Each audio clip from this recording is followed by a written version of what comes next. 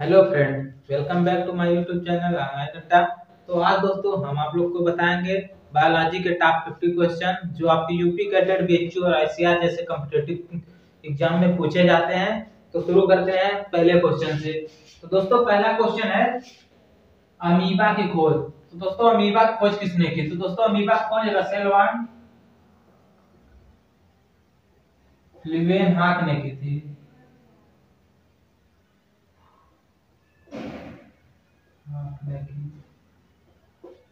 तो दोस्तों अमीबा खोज है वो जो है रसेल वान लीवेनहॉक ने की थी। और दोस्तों दूसरा क्वेश्चन जो पूछा जाता है अधिकतर यूपी कैडेट में वो है अमीबा में गमन। तो दोस्तों अमीबा में गमन जो होता है वो कूटपाद द्वारा होता है। कूटपाद या फिर इसे स्यूडोपोडिया भी कह सकते हैं। दोस्तों अमीबा में गमन कूटपाद द्वारा होता है और या फिर इसे स्यूडोपोडिया भी आप कह सकते हैं इंग्लिश में। अमीबा में जो पाचन है दोस्तों, ये क्वेश्चन जो है एबीएचयू में पूछा जाता है। अमीबा में पाचन, तो अमीबा में पाचन जो होता है वो अंतःकोशिकीय होता है।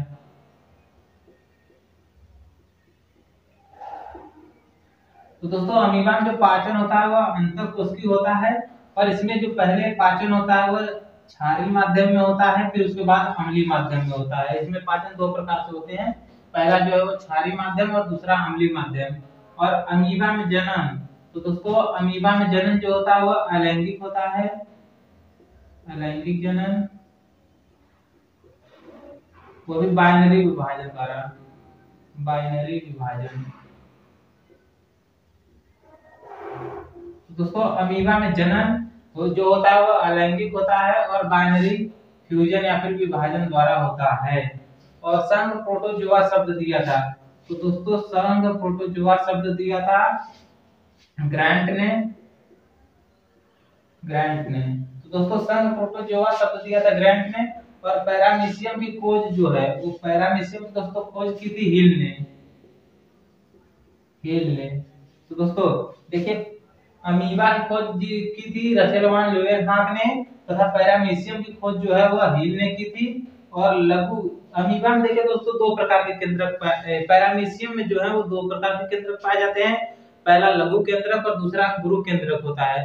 तो दोस्तों जो लघु केंद्रक होता है, तो दोस्तों लघु केंद्रक का कार्य होता है वो जनन का होता है, जनन करना। और जो गुरु केंद्रक होता है यह उपापचयी क्रियाओं के लिए होता है। उपापचयी क्रियाएं। तो दोस्तों इनमें आप लोग अच्छे से याद रखिएगा, जो लघु केंद्रक होता है उसका कार्य, जो लघु केंद्रक होता है उसका कार्य होता है जनन करना तथा गुरु केंद्रक जो होता है उसका कार्य उपापचयी क्रियाओं को नियंत्रित करना होता है। और पैरामीशियम में जो जनन होता है दोस्तों, तो पैरामीशियम में जो जनन होता है वो लैंगिक तथा अलैंगिक। तो दोस्तों पैरामीशियम में जनन जो होता है वो लैंगिक और अलैंगिक दोनों प्रकार का होता है। तथा पैरामीशियम वर्ग, पैरामीशियम किस वर्ग का है? तो दोस्तों पैरामीशियम में सिलिएटा वर्ग का।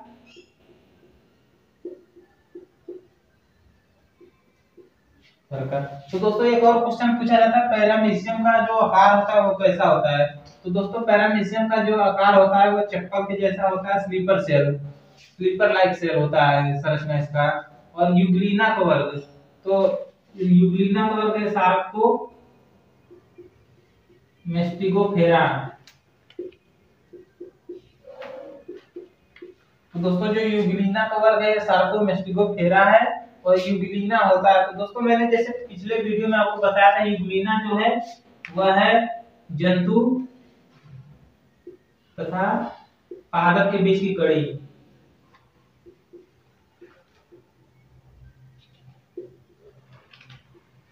दोस्तों जो यूग्लिना होता है वह जंतु तथा पादप के बीच की कड़ी होता है। यूग्लिना दिन में जो है वो प्रकाश संश्लेषण से अपना भोजन बनाता है तथा रात को जो है वो जंतुओं को पकड़ के अपना भोजन बनाता है। और दोस्तों अगला क्वेश्चन है संघ पोलिफेरा से वाटर कैनाल दोस्तों किसमें पाया जाता है? तो वाटर कैनाल पोलिफेरा के स्पंजों में पाया जाता है, स्पंजों में। तो दोस्तों वाटर कैनाल जो है स्पंजों में पाया जाता है और स्पंजों में गमन होता है। तो दोस्तों स्पंजों जो गमन होता है वो वाटर कैनाल के द्वारा होता है। वाटर कैनाल के द्वारा स्पंजों में गमन होता है दोस्तों। और अगला क्वेश्चन है कालर कोशिकाएं पाई जाती हैं। तो दोस्तों कालर कोशिकाएं भी स्पंजों में ही पाई जाती हैं। पोरीफेरा का जंतु है स्पंज, जिसमें पाई जाती है, एक उसकी जीव होता है। और पोरीफेरा शब्द दिया था, वह दिया था रॉबर्ट ग्रांट ने।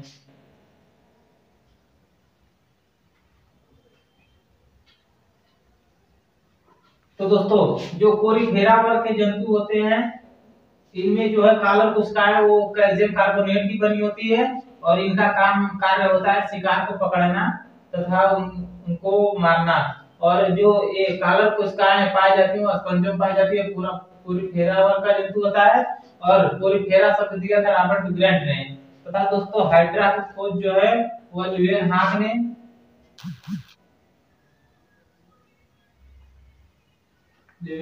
ने तथा ट्रिम्बले ने की थी।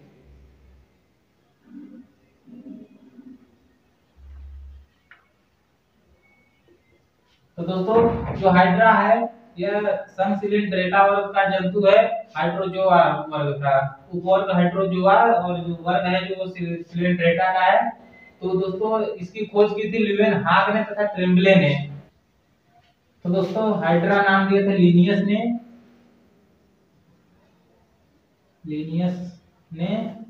और दोस्तों हाइड्रा के दंत कोशिका, जो हाइड्रा में दंत कोशिकाएं होती हैं, इसका कार्य होता है भोजन को पकड़ना और उन्हें मारना। तो दोस्तों हाइड्रा के जो दंत कोशिकाओं में पाया जाने वाला रसायन होता है वो होता है हिप्नोटॉक्सिन। दोस्तों जो हिप्नोटॉक्सिन होता है, यह हाइड्रा जो है अदर जंतुओं में इसे अपनी दंत कोशिकाओं से रिलीज कर देता है, जिससे उनकी कुछ समय के लिए मृत्यु, मतलब कुछ समय के लिए क्या उनकी मृत्यु हो जाती है, या फिर कुछ समय के लिए वो बेहोश हो जाते हैं, जिससे वो हाइड्रा अपना भोजन पकड़ लेता है तथा उसका वहन करता है। और दोस्तों अगला क्वेश्चन है आवेलिया के लार्वा क्या कहते हैं। तो दोस्तों ये क्वेश्चन जो है वो पूछा जाता है यूपी पैटर्न में अक्सर। तो आवेलिया के लार्वा को प्लेनुला कहते हैं। प्लेनुला था। एक दोस्तों ये है आईसीआर का क्वेश्चन, बायोलुमिनेसेंट गुण किस संघ में पाया जाता है। तो दोस्तों जो बायोलुमिनेसेंट होता है यह टीनोफोरा का है। दोस्तों अब आप सोचेंगे कि बायोलुमिनेसेंट क्या होता है। तो वे दोस्तों बायोलुमिनेसेंट जंतु वे जंतु होते हैं जो प्रकाश उत्पन्न करते हैं, और ये टीनोफोरा वर्ग के होते हैं। और पुनर्मुद्रण, अगला क्वेश्चन है पुनर्मुद्रण की क्षमता सबसे अधिक होती है। तो दोस्तों जो पुनर्मुद्रण की सबसे अधिक क्षमता होती है वो होती है प्लानेरिया में। तो दोस्तों पुनर्भुजन की जो क्षमता होती है वो जंतुओं में सबसे ज्यादा प्लानेरिया में होती है। अगर हम ह्यूमन बॉडी की बात करें, मानव शरीर में, तो जो सबसे ज्यादा क्षमता होती है वह लीवर में होती है, लीवर या यकृत में। तथा सबसे कम क्षमता जो होती है ह्यूमन बॉडी में वो होती है न्यूरॉन्स में, या फिर कह सकते हैं मस्तिष्क में।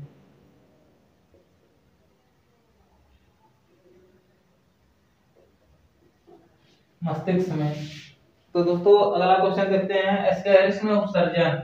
तो दोस्तों एस्केरिस जो है एस्के हेलमनथीस का है, और इसमें उपसर्जन जो होता है वह रेनिट कोशिका द्वारा होता है, रेनिट कोशिका द्वारा। तो दोस्तों एस्केरिस में उत्सर्जन जो होता है वो होता है रेनिट कोशिका द्वारा। और कभी-कभी इसका आकार कुछ ज्यादा है कि रेनिट कोशिका का आकार क्या होता है। तो रेनिट कोशिका का आकार जो होता है वो एच शेप होता है दोस्तों। तो आप इसे याद रखिएगा कि रेनिट कोशिका का जो आकार होता है वो एच शेप होता है। और दोस्तों अगला क्वेश्चन है एस्केरिस का लार्वा। तो दोस्तों एक क्वेश्चन पूछा गया था 2018 में यूपी कैडेट में। एस्केरिस का लार्वा जो होता है वो रेपिडी फार्म होता है, रेपिडी फार्म। तो दोस्तों एस्केरिस का जो लार्वा होता है वो रेपिडी फार्म होता है। आप लोग इसे अच्छे से याद रखिएगा क्योंकि वो क्वेश्चन पूछा जा सकता है यूपी कैडेट में। और सबसे बड़ा संघ जो होता है दोस्तों वो होता है आर्थ्रोपोडा। तो दोस्तों सबसे बड़ा संघ जो है वो है आर्थ्रोपोडा। और दोस्तों सबसे ज्यादा देखिए क्वेश्चन है आर्थ्रोपोडा का जो जंतु है वो है काकरोच। काकरोच का शरीर कितने भागों में बटा होता है दोस्तों? काकरोच का शरीर जो होता है 3 खंडों में बटा होता है, तीन भागों में बटा होता है। 3 भागों में तथा खंडों की संख्या होती है 20। सर जो जिसमें से होता है सर, वक्ष और उदर। तो दोस्तों जो काकरोच का शरीर होता है वो सर, वक्ष और उदर में बटा होता है 20 भाग में। और आर्थ्रोपोडा संघ के जंतु में उत्सर्जन। तो दोस्तों एक क्वेश्चन पूछा जाता है अक्सर यूपी पैटर्न में, आर्थ्रोपोडा संघ के जंतु में उत्सर्जन जो होता है वो होता है मैलपीडियन तंत्र द्वारा।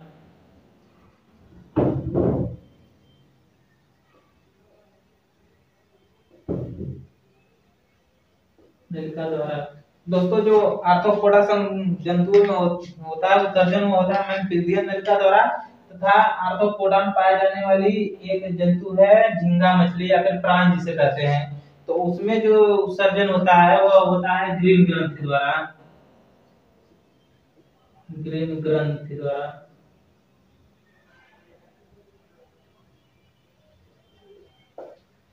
तो दोस्तों जो झींगा मछली में होता है, झींगा मछली में उत्सर्जन।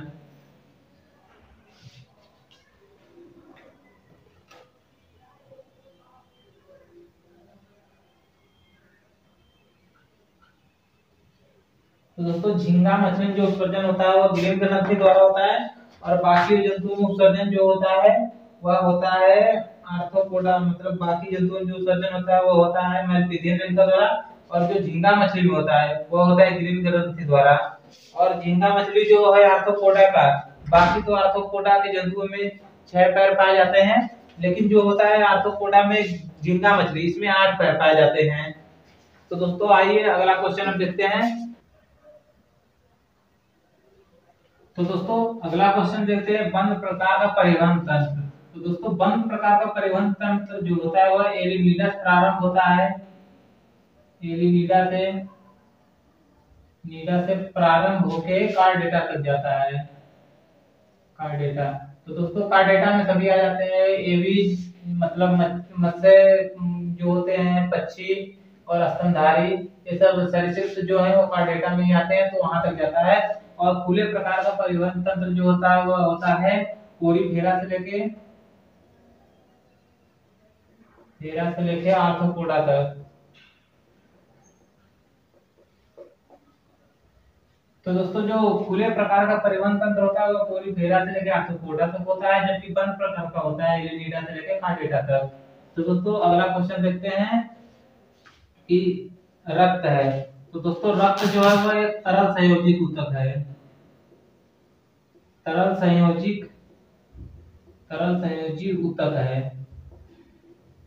तो दोस्तों जो रक्त है वो तरल संयोजी ऊतक है। रक्त का संगठन जो है वो 45% जो होता है वो होता है कणिकाएं, रक्त कणिकाएं तथा 55% जो होता है वो होता है प्लाज्मा।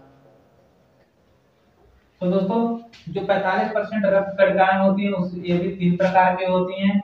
इसमें हो जाएगा आरबीसी, दूसरा डब्ल्यूबीसी और तीसरा जो होता है वो होता है प्लेटलेट्स। दोस्तों जो तीसरा होता है प्लेटलेट्स होता है, तो आरबीसी रेड ब्लड कॉर्पस्कल्स,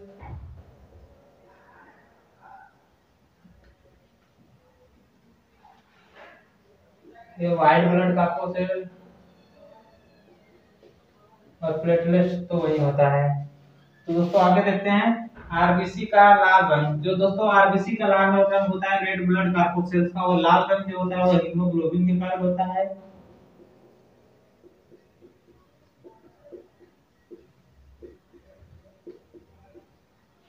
और दोस्तों जो आरबीसी का लाल रंग होता है वो हीमोग्लोबिन के कारण होता है, जबकि जो पत्तियों का हरा रंग होता है वह होता है क्लोरोप्लास्ट के कारण।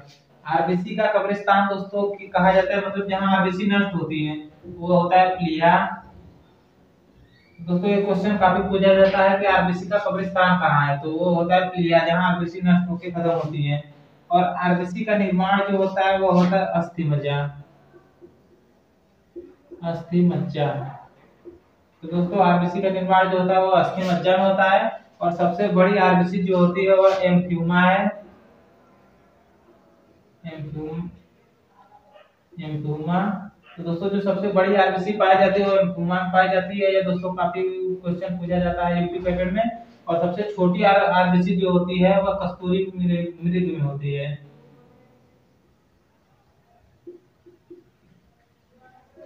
दोस्तों सबसे छोटी आरबीसी जो है वो कस्तूरी मृग में होती है। और दोस्तों अब देखते हैं सबसे मोस्ट क्वेश्चन जो है वो होता है ब्लड से हीमोग्लोबिन का कार्य। तो दोस्तों शायद आपको पता होना होगा कि हीमोग्लोबिन का कार्य होता है वो होता है ऑक्सीजन का परिवहन करना।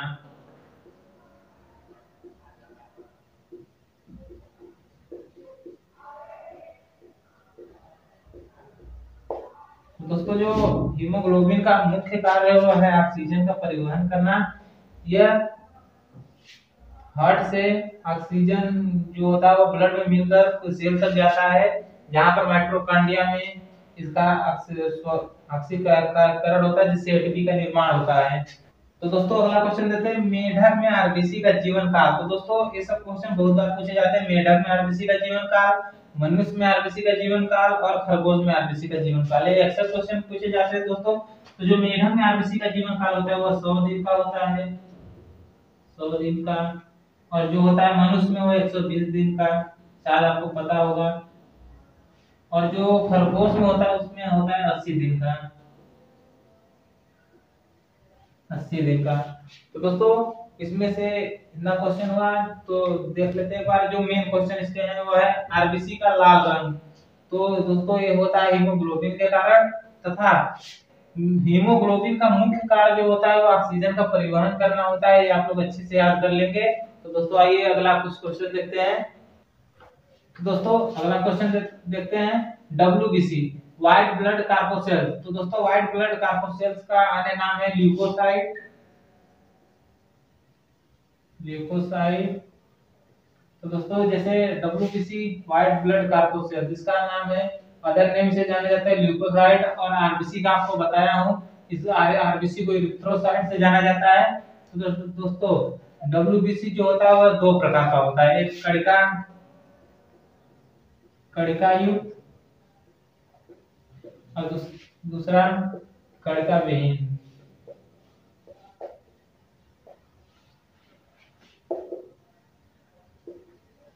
दो।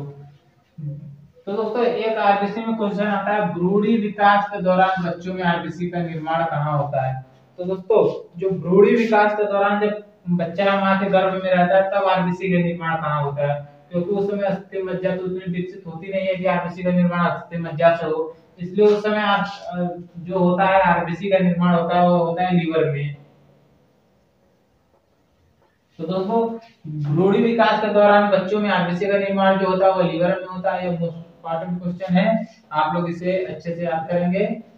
और रुधिर, दोस्तों देखते हैं अगला क्वेश्चन रुधिर वर्ग का खोज। तो दोस्तों रुधिर वर्ग की खोज की थी कार्ल लैंड स्टीनर ने। तो दोस्तों रुधिर वर्ग की खोज की थी कार्ल लैंड स्टीनर ने, और रुधिर वर्ग को इन्होंने 4 भागों में डिफाइन किया था, ए बी, ए बी और ओ। तो दोस्तों रुधिर वर्ग को इन्होंने 4 भागों में डिवाइड किया था, ए बी और ओ। और दोस्तों अगला क्वेश्चन देखते हैं आरएच फैक्टर की खोज। तो आरएच फैक्टर की खोज जो की थी वो की थी, तो आरएच फैक्टर का खोज करता थे कार्ल लैंड स्टीनर,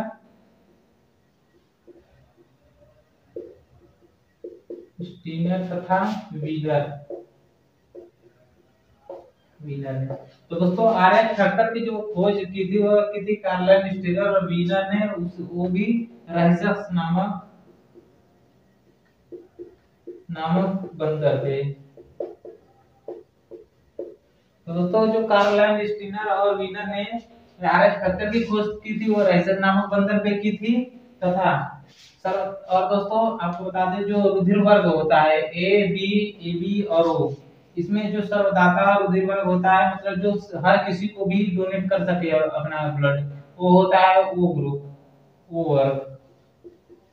तथा सर्वग्राही जो होता है, जो अपना जो ब्लड सभी को दे सके, मतलब कोई भी ब्लड जैसे ए हो गया, ए बी हो गया, ओ हो गया और बी हो गया, ये चारों में से जो जो वह कौन सा ब्लड ग्रुप है जो चारों एब्जॉर्ब कर लेता है, तो वह है AB।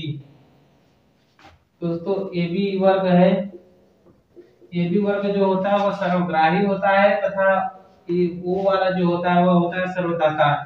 तो दोस्तों आज की वीडियो में इतना ही, और बाकी क्वेश्चन हम अगले वीडियो में लेकर आएंगे, जिससे कि आपको यूपी कैडेट जैसे जेएचयू और आईसीआर में सिलेक्शन के लिए आसानी मिले।